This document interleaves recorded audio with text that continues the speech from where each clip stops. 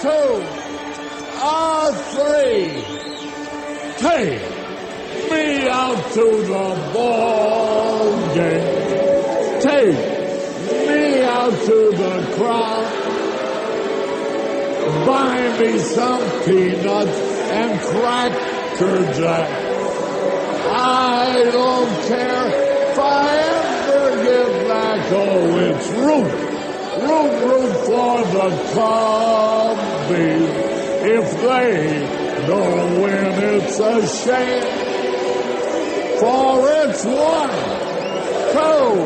2, 3 strikes, you're out at the old ball game. This is All About Sports on the 27th of May, 2018. The official in the U.S. Memorial Day holiday. All About Sports is the latest member of the WBRN radio family and on the Boston Red Network. This is episode 2. Other selections on the network, Boston Red, which has 2,700 episodes to it, and then we have Numbers Man. That is our Boston Red, incidentally, is a political program. They overlap. And then we have Numbers Man. That's our financial program that deals in macroeconomics. We up to 480 of those. And we also have BR on the World, Boston Red on the World, and I forget how many of those we have. Those are some of our offerings, and also, before I forget, the Open Source Report, which is our technical program covering the open source world from hardware and software, and also internet security, which is a big part these days. So when we go into that particular sector, we talk about not only Linux systems, which is open source, but we also have to, for sake of total security, look at Windows and iOS systems. That's the Apple OS and all of those in there. And we look at some of the products. We don't particularly review products, commercial products, but we do spotlight some products that are helpful for people that have quote-unquote mixed environments. Now, we comprehend that many people using smartphones now, and we talk about open source. That's the Android system. It's partially open. That is a subset, not a fork of Linux, and that you can find on many devices, including the Google devices. They are Android. They are up to Oreo now. Oreo, that is Google 8 for those counting there, or Android 8, Android 8. And we also talk about the smart speakers. That would be Alexa and Google's speakers there, and various other things. But this is about sports, the economics of sports, the social political content of sports, and that's where there is overlapping. We've covered Colin Kaepernick and the NFL struggles through the protests surrounding the national anthem. And we'll start this off talking about African American managers in the Major League Baseball, and the late Jackie Robinson, his retort to Major League Baseball in 1972. I think it's a good place to start. And then we will cover the new NFL agreement that is hammered out by, quote-unquote, the owners to the players, and how the teams adopted that, and some commentary by Steve Kerr. Steve Kerr is the son of Professor Kerr, who was killed in Lebanon in the 70s, I believe. Yeah. But nonetheless, he was a player for the Los Angeles Lakers, and now he's involved in the Western Conference playoffs. He is the coach of the Golden State Warriors. And he talks about patriotism, the NFL, the players, etc. Very spirited conversation that he has. But first, we'll talk about the state of African American managers. This particular article, the state they call them black managers in the Major League Baseball, would discuss Jackie Robinson. No doubt about that. This is by Renata, I suppose how she pronounces her name, Walker. And she can be found at Instant Play. And this is from the Undefeated, this particular situation. This is Gary Jones. Gary Jones, I believe, is with the Cubs organization. It took Gary Jones absolute no time to find a success as a baseball manager at 30, and in his first season as skipper of the Madison, this is in Wisconsin, Muskies, he led the Class A ball team to a 77-61 record and to the 1991 Midwest League Championship. The team would fall to a Clinton, Iowa Giants 3-zip, but Jones received the Major League Manager of the Year award 4 years later, and coming off of the 1994 Southern League Championship with Double-A Huntsville, that's in Alabama, Jones decided to interview for the Oakland Athletics, a managerial opening there. Left open. That was in 1995 by Tony Lozuna. I don't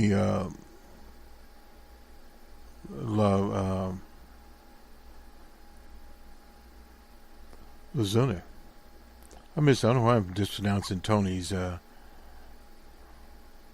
name. Incidentally, Tony became the manager of the La Russa, became manager of the St. Louis Cardinals. But at two different levels, he showed he was capable of guiding the team to a title game, but Oakland unanimously picked Art Howell. Art Howell, incidentally, used to be the manager of the Houston Astros. For his experience, Jones recalled, so he went back to work in the minor leagues, winning back-to-back, this time Pacific Coast League championships with Edmonton, as in Alberta, Canada, in 1996 and 7. He moved up to the major leagues in 2013 as a third base coach with the Chicago Cubs. Now, usually part of the way that you move, a third base coach usually is in line to become a manager. Sometimes that can happen with a pitching coach or a bullpen coach, but usually there. After 27 years as a manager or coach, 4 minor league manager of the year awards, and a World Series title. It was in 2016 with the Cubs. The 57-year-old has yet to become a manager in the major league. Jones is still holding out hope that one day he'll get that so-called magic call.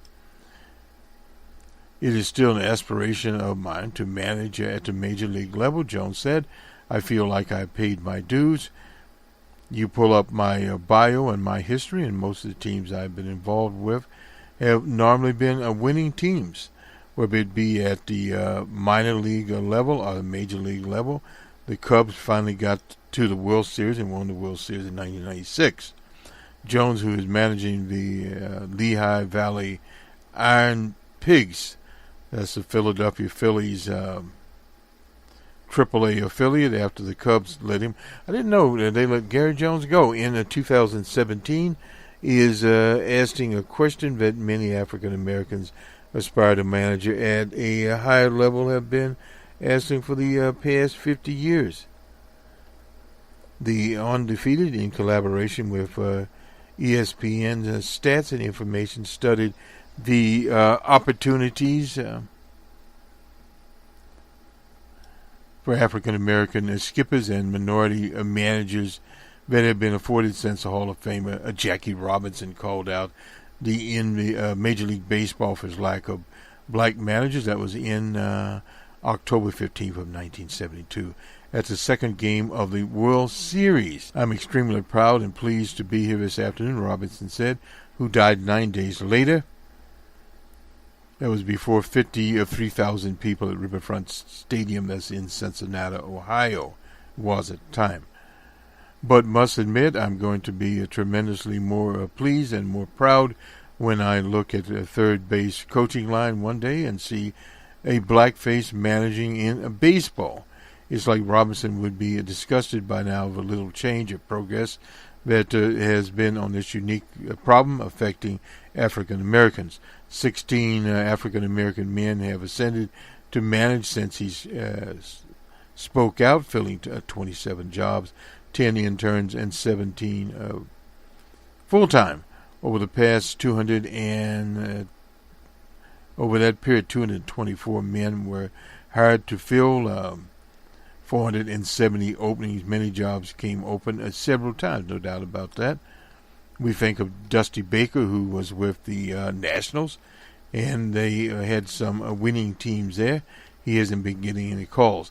2 of the 27 openings were with teams that finished above 500. The previous season, winning ball clubs have substantially fewer issues extending management opportunities. Linux, 9 of 31 openings are agents, 1 of 2 skippers. By contrast, the average record of teams with non-intern African managers inherited is 73. 59. For comparison, there are 17 managerial jobs filled by individuals who did not have managerial or coaching experience at either the major league or the minor league. We think of Frank Robinson and Buck Martinez as the lone people of color to manage with no prior experience.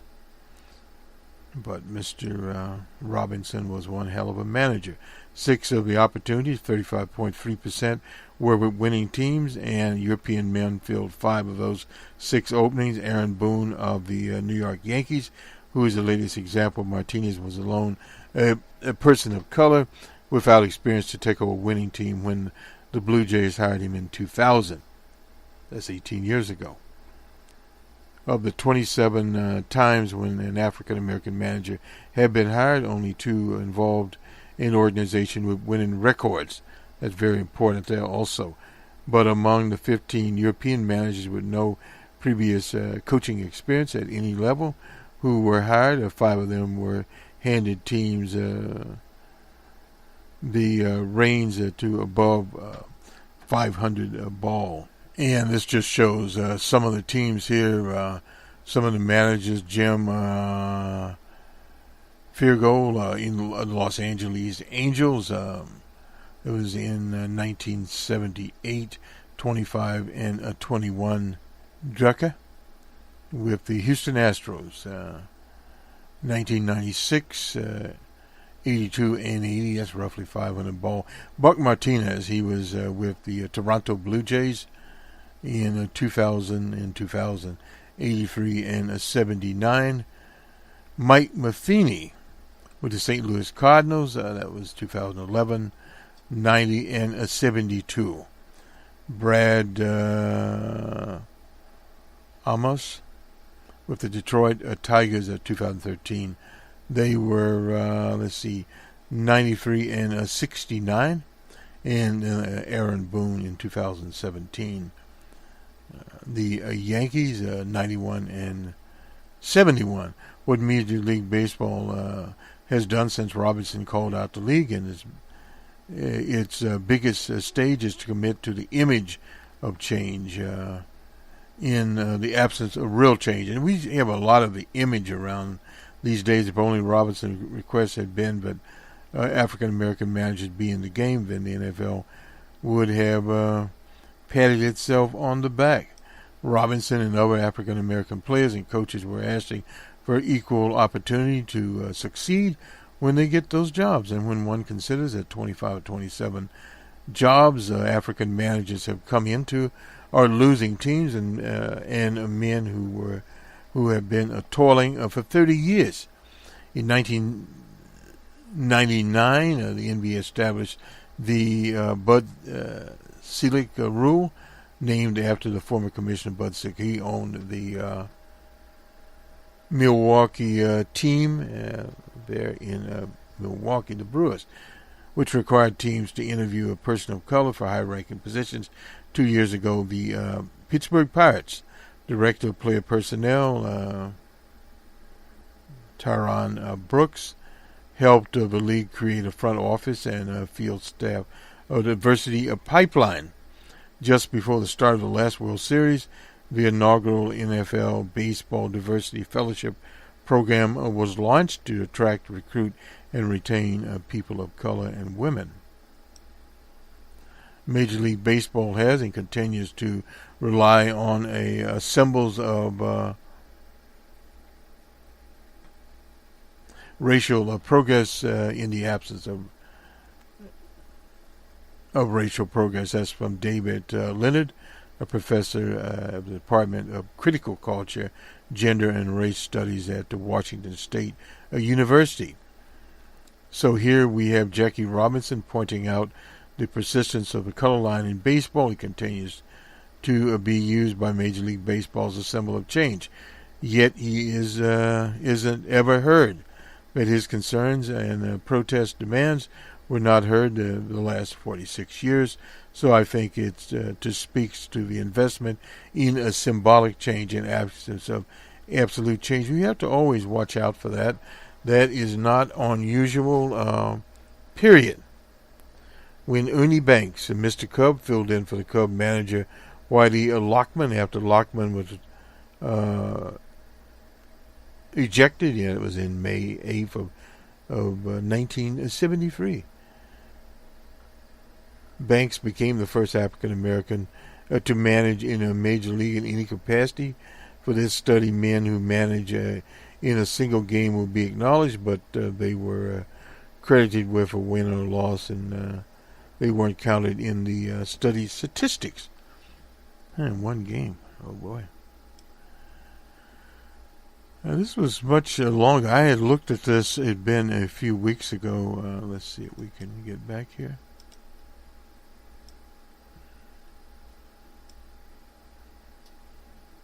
Major League Baseball did not have a full-time African manager until 2 years after Jackie Robinson died, when Cleveland named Frank Robinson. That was in 1974, 41 years after Frank Robinson. Dusty Baker became the first African-American manager hired by a team above 500. That was the Washington Nationals. He did so in his fourth managerial job, the 83-79 Washington Nationals in 2015. Dave Roberts, took over the 92-70 Los Angeles Dodgers the same year and was the second African American and the first Asian to manage to come into a winning a baseball team. I didn't know that.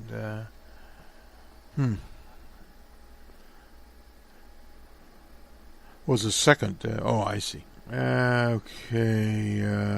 So a manager with Baker's credentials, winning 7 winning seasons in this decade. He was with the San Francisco Giants, 3 National League Manager of the Year awards, and a World Series appearance. That was in 2002.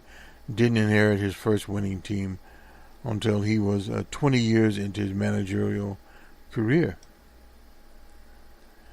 And even after taking the winning team, improving its wins by 12 the first season and 2 more games the second season, and leading to back-to-back division titles for the first time in the franchise history, Baker finds himself out of managing. Look at Dusty Baker. Jones said, "This guy has done everything he needed to do, and he's not even managing in the major league." And that does tell the astonishing story. According to the Ellis Sports Bureau, Baker is the only manager to coach 3 teams to 90-plus wins in his final season. Felipe Alou took the 95 and 66 Giants team that Baker coached to the 2002 World Series, while David Martinez, in his first managerial job, took over the Nationals 97-65. I'm not surprised by all that. Baker said on his of his distinction. At some point, I start wondering, what do you have to do to not get fired? Well, managers get fired. An African American manager is more likely to lose a team he leads to a winning record than inherit one. African Americans have taken on winning teams twice, Baker and Roberts, while relinquishing the realm 5 times. Aside from Baker, Cito Gaston. Remember Cito? He was with the Blue Jays, or he managed them to an 85-77 record in the last season, and Jerry Emanuel led the 2003 White Sox to 86-76 mark in his final season. No Asian manager has ever given up a winning ball club, but 2 Latina managers,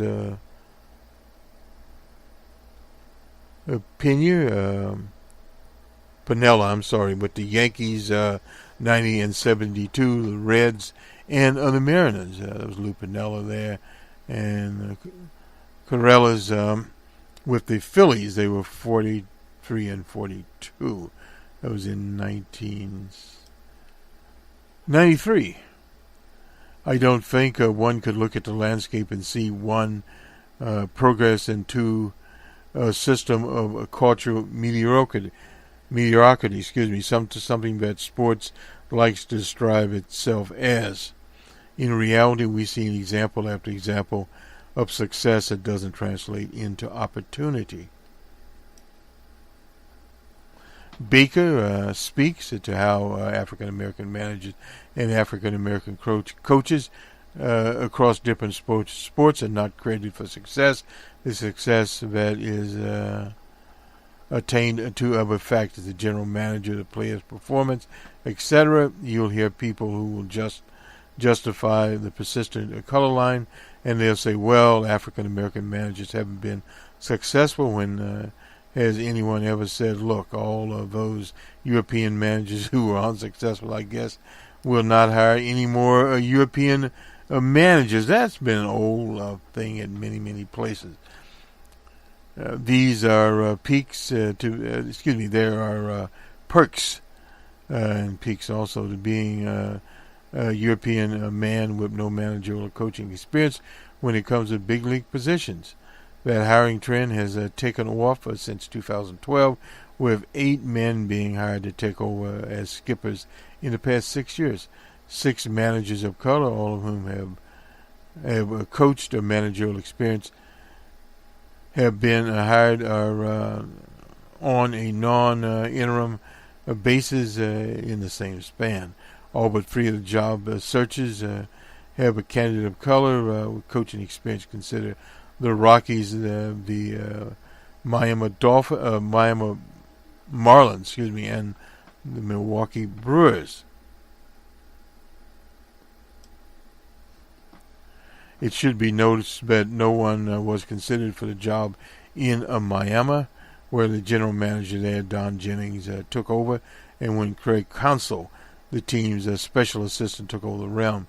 The other potential hire was Milwaukee, was a European. Only the Rockies have had a traditional job search where a candidate of color was not considered.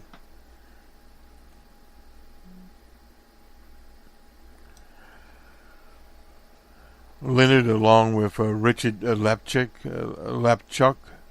director of the Institute of Diversity and Ethics in Sports, and Peggy McIntosh, the author of the famous 1998-1999 paper that dissects white privilege and male privilege, and has studied the way in which a race shapes the perception of whom playing experience best prepares one to be a manager, where African American athletes are viewed as athletes and celebrated for their physical gifts, and the language of the European baseball players have historically continued to be about leadership. That's usually what the quarterback, being a hard worker and playing the game the right way. Well, fundamentals have been very, very slippy in Major League Baseball for a very long time, and also, as a fellow pointed out to me, in basketball, such as passing the ball, etc. One, white privilege is known that you are seen by European managers as things well in any respect. You're seen by those Europeans as potential managers. That is McIntosh is a founder of the National Seed, a project that's seeking education, equality, and diversity, and a senior researcher at Wellesley College.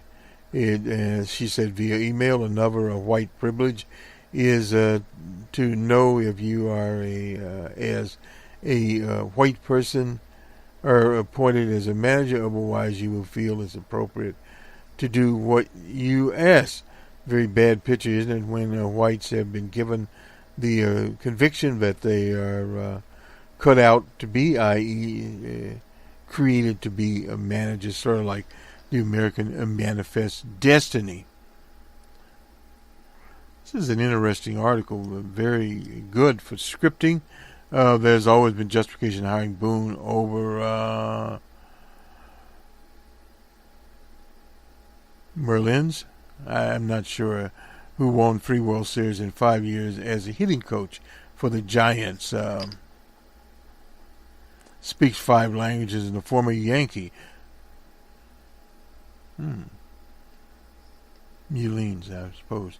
It doesn't, however, spotlight the absurdity of those who argue the way to become a manager is to pay one's dues. If a person of color just toils away as positions go, giving to minor leagues, Latin America and Caribbean leagues, and proving the values along the way. If anything, Leonard says the situation speaks to something he's seen in his research, which is the centering of European players and the idea that a manager of color isn't capable of relating to them. European managers, meanwhile, don't have the ability to connect across racial, national, and linguistic. Oops. Wait a minute, just a second here.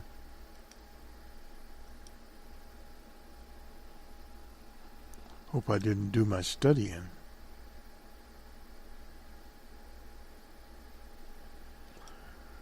Just 1 minute here. We'll have to take a break. This is a little history with Jackie Robinson here. From the same author, the Dodger legend died discouraged and frustrated with the big leagues because of the way they drug their feet on hiring of African-American managers. We were at this, and we look at some of what happened here. A puzzling explanation considering Buck O'Neil broke the color line for black coaches in 1962 with the Chicago Cubs. I didn't know that. And in 10 years after O'Neil did so, 9 African Americans, Gene Baker with the Pirates, Jim Gillian, I remember him, with the Dodgers, Ernie Banks for 1 day with the Cubs, Larry Doby with the Montreal Expos. He would later be with Cleveland. Elston Howard with the Yankees. Satchel Paige, I didn't know the Atlanta Braves. Luke Easter with Cleveland. Ozzie Virgil with San Francisco. And John Roseborough with the Washington Senators and California Angels. A little history of, and we already talked about what Robinson had to say, and Robinson spoke out in front of the Everett Riverfront Stadium in Cincinnati, old Riverfront Stadium. From Brooklyn, Georgia, 10-year veteran, 6-time All-Star. He was the 1947 Rookie of the Year. And batting champion, 1955 World Series champion, Hall of Famer, died of a heart attack. That was in North Stamford, Connecticut, at his home in 1972.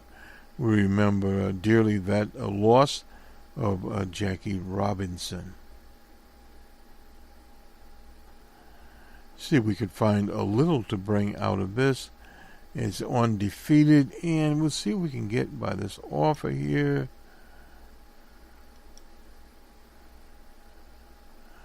This is Ms. Walker, instant replay. And she has a number of things here, but we want to get to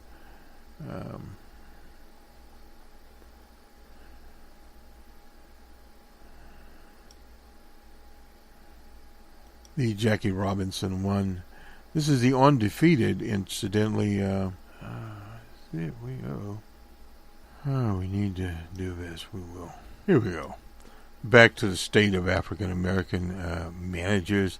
Make sure that we get this bookmarked. We have it bookmarked someplace. We need to update that. Let me just go down. This is a very good script, actually, reading it here. Very long indeed, also. The Oakland with 0 minority hires is underperforming every other team with 16 openings filled. Cleveland, the Mets, Toronto Blue Jays, Baltimore Orioles, and Chicago White Sox all have had 2 or more managers of color, while the Red Sox, with their recent hire of Corella, had 1. The San Francisco Giants, with 12 openings, hired more managers of color than the Cardinals, Tigers, Phillies, and the Atlanta team, who combined have hired 2 managers of color for their 56 openings. Baseball, if we really wanted to hire Jackie Robinson, a lot of this false hiring here, and this is Leonard said, what we often see is a refusal to confront this reality and excuse making. Now, these are managerial openings, and another nice chart here. We're just with our Cubs. They had 27 openings and hires of color of 15%. The Yankees had 23 and 4% dismal. The Cubs hired 4. The Yankees hired 1. The Los Angeles Angels had 21 and hired 1. The Brewers in Milwaukee hired just 2 with 20. Cincinnati 20 and had hired 15%. The Mariners of Seattle, again, they've hired 4. They had 20 openings. The Texas Rangers had 20 openings and hired 2. These are managers of color. The Astros of Houston hired 3. They had 18 openings. The Nationals had 18 openings. They actually hired 5. The San Diego Padres had 18 openings and hired none. Dismal. And right next to Mexico, the Kansas City Royals had 17 openings and hired 2. That is 12%. The Marlins, 10 openings and hired 4, 25%. The Oakland Athletics had 16, hired none. The Red Sox, Boston Red Sox, had 16 openings and hired 1. The Mets had 16 openings and hired 2. Cleveland, 16 openings and hired 3. The Phillies, 15 openings and hired nothing. Atlanta hired 1, 17%, and they had 15 openings. And so forth. The Cardinals of St. Louis had had 13 openings and hired nothing, 0. Giants had 12 openings and hired 3, 25%.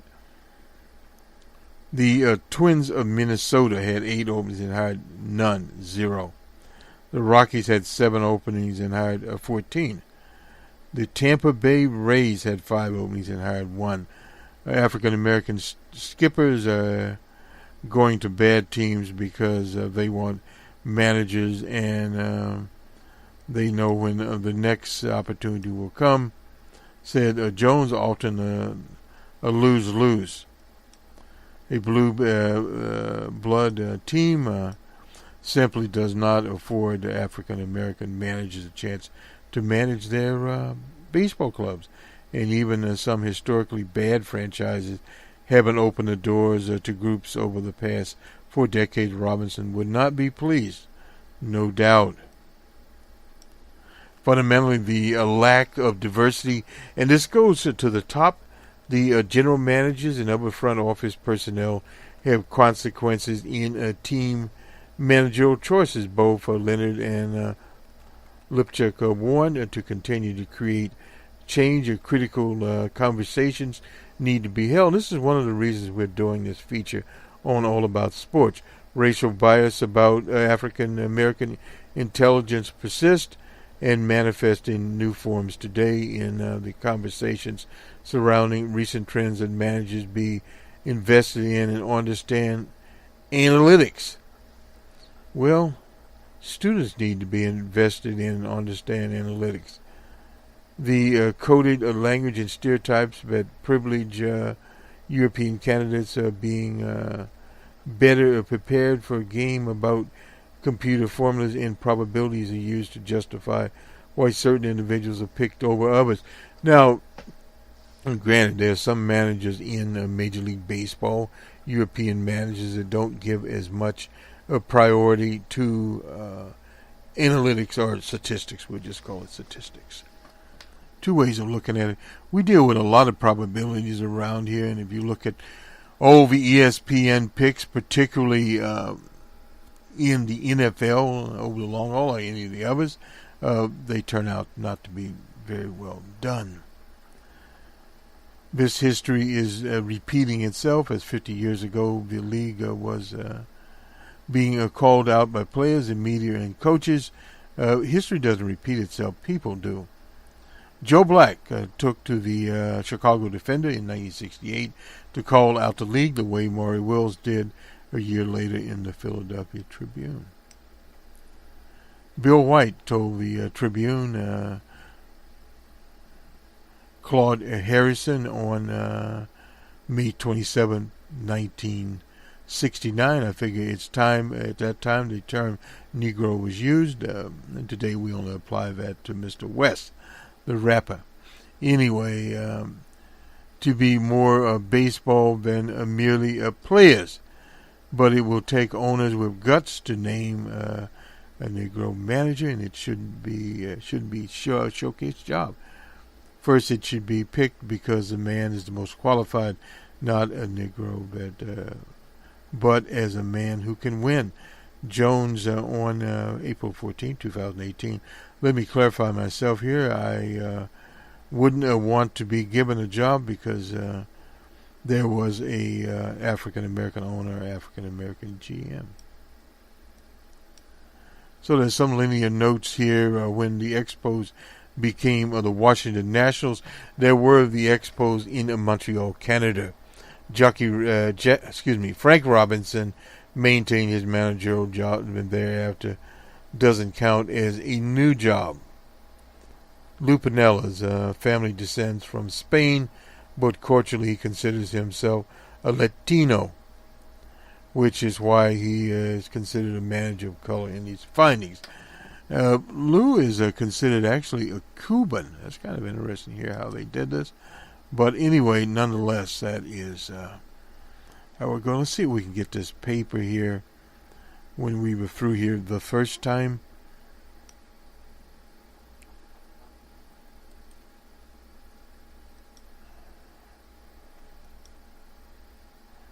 This is Peggy McIntosh, white privilege paper, and I see. Well, we'll have to work on that one. Anyway, let's move on here. We took a little time to go through that, but it was well worth going through. And we would like to get to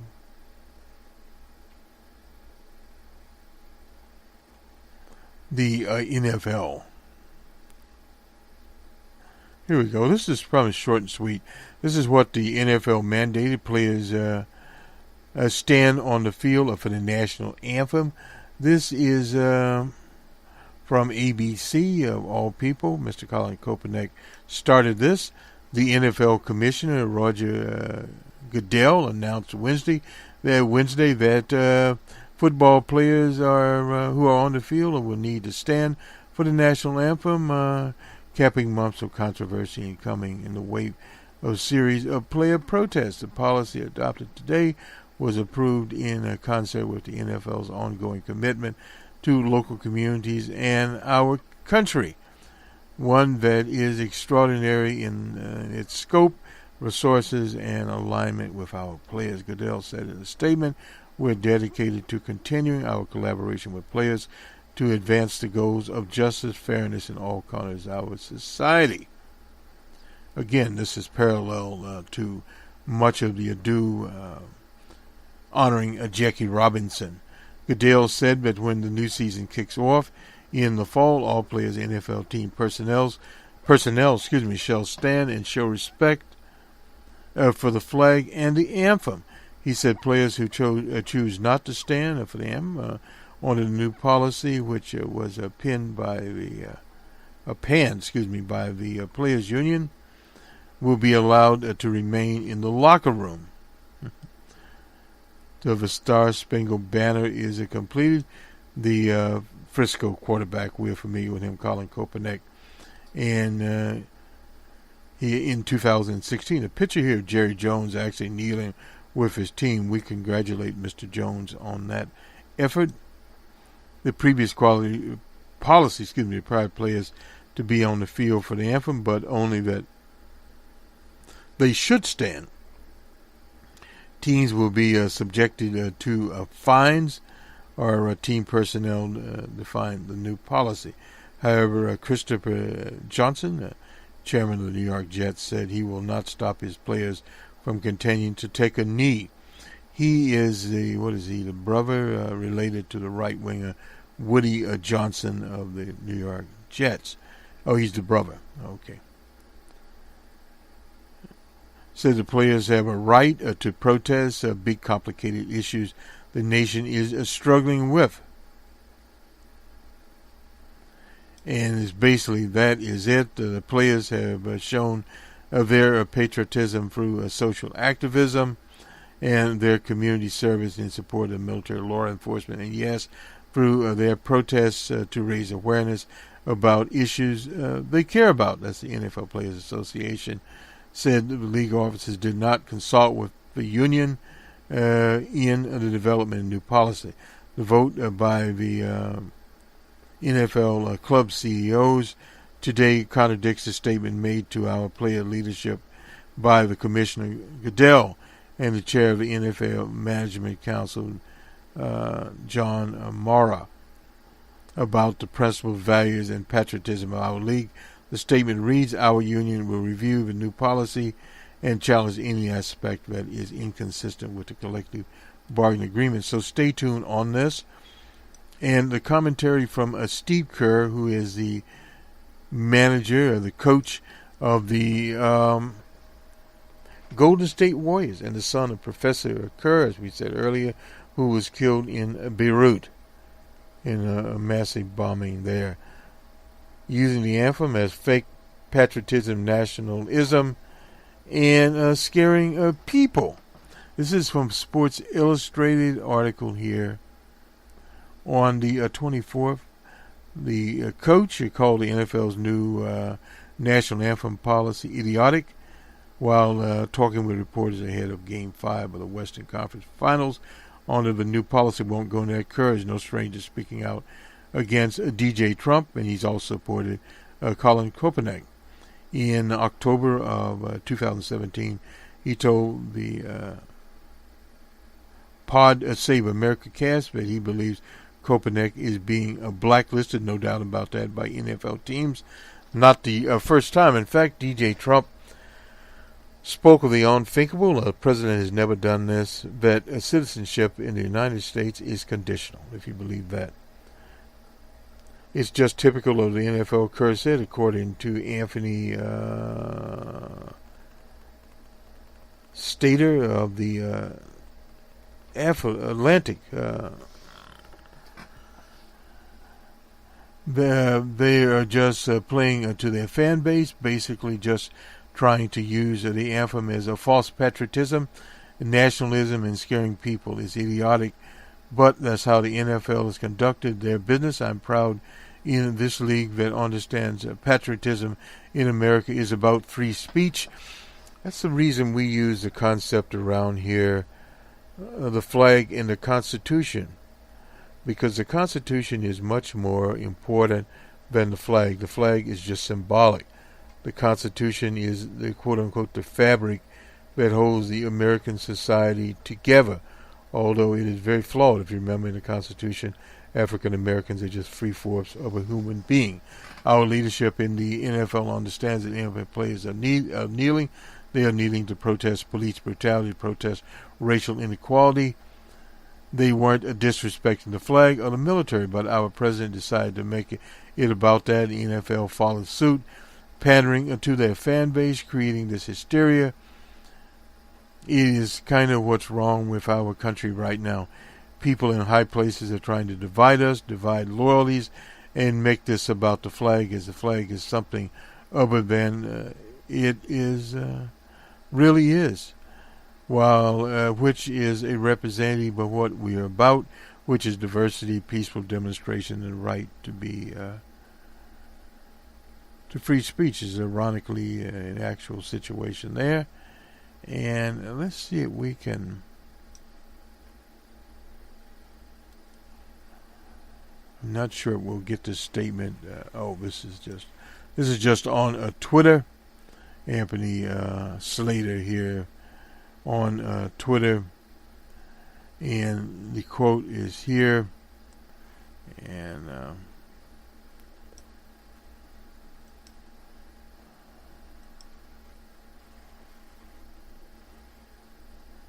I said the Atlantic. It's the Athletic.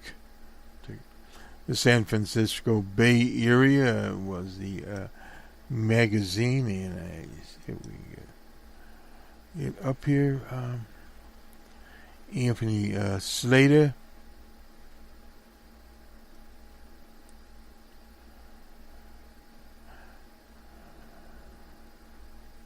Not sure what he's talking about. Slater, my journey from Oklahoma City to the Bay Area to the Athletic. Not really certain about what that is all about.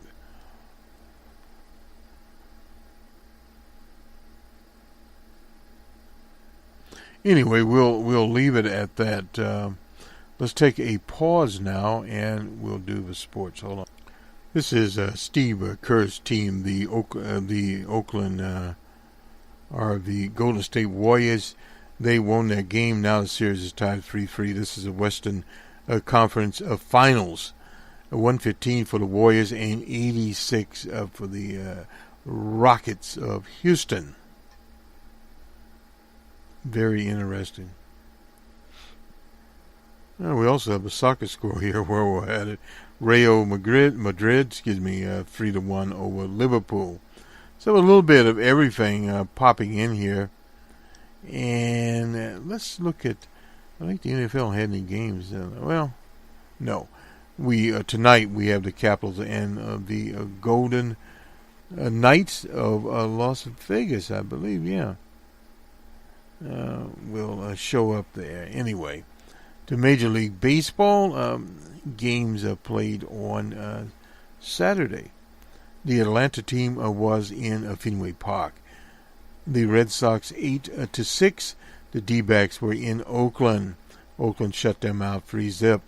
And in 10, the Royals were in Texas once more, and the Rangers came out on top on this one 4-3. The Blue Jays were in Philadelphia. Phillies 2-1. The Cardinals were in Pittsburgh. Cardinals are 4-1. Cardinals finally won a game. Mr. Rafferty was the winner. Mr. Norris got the save.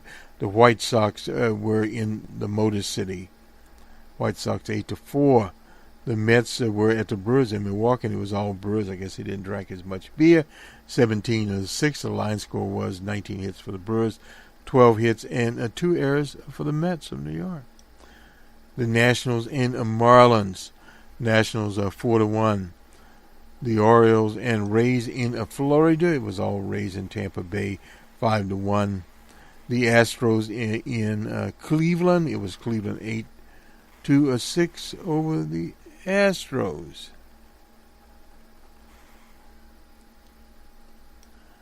the Angels and Yankees in New York. It was all Angels 11-4. The Giants and Cubs in Wrigley Field. The Giants came out on top of this in 5-4. I tuned into that game. Giants had 11 hits, no errors, and the Cubs 7 hits and no errors. The Reds and Rockies in the Mile High City. Reds 6-5. And in 12, the Twins were in Seattle. Mariners are 4-3 in that game. The line score, Mariners had 10 hits, no errors, and the Twins 8 hits and 1 error. And finally, the Padres and Dodgers in Los Angeles. Another game we tuned into. The Padres are 7-5. Padres had 2 hits and 2 errors, and the Dodgers 8 hits and no errors. This does it for our sports, and this will also do it for the second edition of All About Sports. We covered a wide brushstroke, Jackie Robinson, an iconic hero, but in reality, they looked the other way. It's nice PR. And then we summed up the action of the owners that did not consult with the NFL player unions, and the commentary we provided was of Mr. Steve Kerr, a former standout player with the Los Angeles Lakers, and the coach of the Golden State Warriors, who now go to a Game 7, as there will be a Game 7 with the Celtics and the Cleveland Cavaliers. We'll see what Mr. James does in that particular game. Let me just make certain that I have this straight as far as the next game in the NBA shows up here. The National Basketball League. We don't. Let's see what we have on Sunday. That is the game. It will be held at the Garden in Boston. The Cavaliers and Celtics, 8:30 Eastern Time. It'll be interesting to try to predict that game. I hadn't looked at what the line score here. Incidentally, is the line is Boston by 2.5, and the over/under is let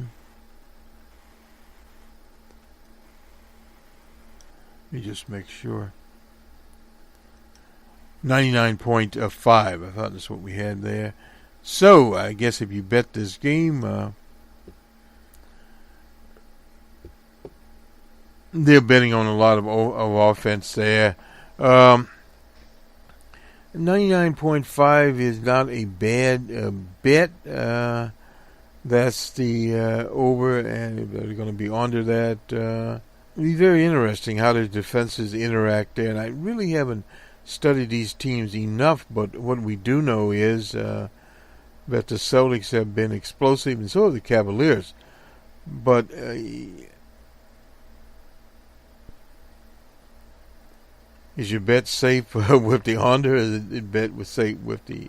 Well, I would go perhaps with the under, and it's interesting in who will win this game. The line 2.5. In other words, it could be a close game, and many times these games very unusual. They are 3-point games that has happened, or they can be blowout games. Just to be a contrarian, I'll go with the Celtics. I would normally go with the Cavaliers because Mr. LeBron James is an outstanding athlete, no doubt about that. But we'll go with the Celtics because, again, the Celtics haven't won anything in a long time. And if they advance to the East Coast Championship, it'd be interesting to see how they would fare against either the Golden State, which Golden State's a very good team, or the Houston Rockets. I would sort of favor Mr. Kerr's team, the Golden State Warriors, at this time also. Hard to commit on these teams. I haven't followed them all the year as much as we have baseball. But nonetheless, have a happy, safe Memorial Day weekend for those in the U.S. For those out of the U.S., well, as the young people say, just chill.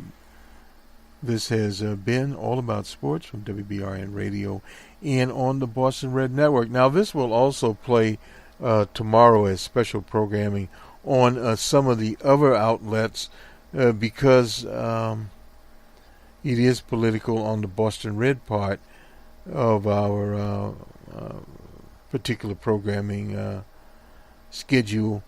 And part of that is All About Sports is a new program. Only this is the second installment, but we will have many more, and we'll be more in a regular vein. We'll have special programming for Memorial Day, presentation, Decoration Day / we hope to have Jimmy Carter speaking from Liberty University. He spoke there for the commencement exercise. And we'll have the Monday morning quarterback on a Monday morning. And one of our popular programs around here, they tell us from the Statistical Pack.